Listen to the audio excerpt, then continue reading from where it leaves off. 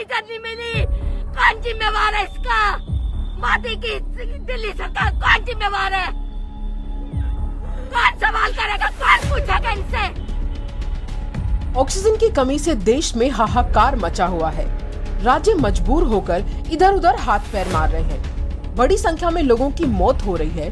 दिल्ली के Jaipur golden hospital, sir Gangaram hospital से लेकर मेरठ तक ऑक्सीजन की कमी से बड़ी तादाद में लोगों की मौत हो गई है।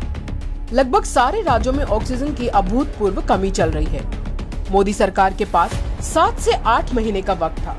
जानकारों ने दूसरी लहर के बारे में सचेत भी किया था, लेकिन उस पर ध्यान देना उचित नहीं समझा गया। गौरतलब है कि ऑक्सीजन की खरीद केंद्र सरकार करती है और उसे राज्यों को उनकी जरूरत के हिसाब से मुहैया कराती है।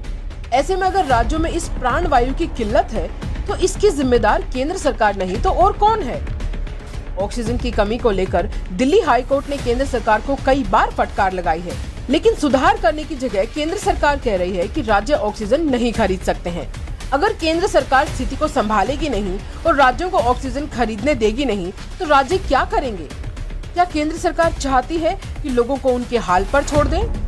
संसद की एक स्थायी समिति ने कोरोना वायरस संक्रमण की दूसरी लहर आने से कुछ महीने पहले ही सरकार को सुझाव दिया था कि अस्पतालों में बिस्तरों की संख्या और ऑक्सीजन का उत्पादन बढ़ाया जाए। स्वास्थ्य संबंधी स्थायी समिति ने पिछले साल नवंबर में अपनी रिपोर्ट में यह पैरवी भी की थी कि राष्ट्रीय औषधि मूल्य प्राधिकरण को ऑक्सीजन सिलेंडर की कीमत का निर्धारण करना चाहिए ताकि इसकी किफायती दर पर उपलब्धता सुनिश्चित हो सके। इन सब के बावजूद सरकार सचेत नहीं हुई। पिछले साल घोषित किए गए 162 जिला अस्पतालों में से सिर्फ 33 ऑक्सीजन प्लांट ही अब तक लग पाए हैं। यह बात खुद सरकार कह रही है। देश में आज जो ऑक्सीजन की कमी से मौतें हो रही हैं, उसकी जिम्मेदार सिर्फ और सिर्फ केंद्र सरकार है। तैयारी के लिए वक्त मिलने के बाद भी सरकार अपना महिमा मंडन करने में लगी रही। आज जब स्थिति बेकाबू हो गई है तो सरकार तानाशाही पर उतर आई है और पूरी कोशिश कर रही है कि सच्चाई को छिपाया जाए। आप देख रहे हैं द भारत खबर।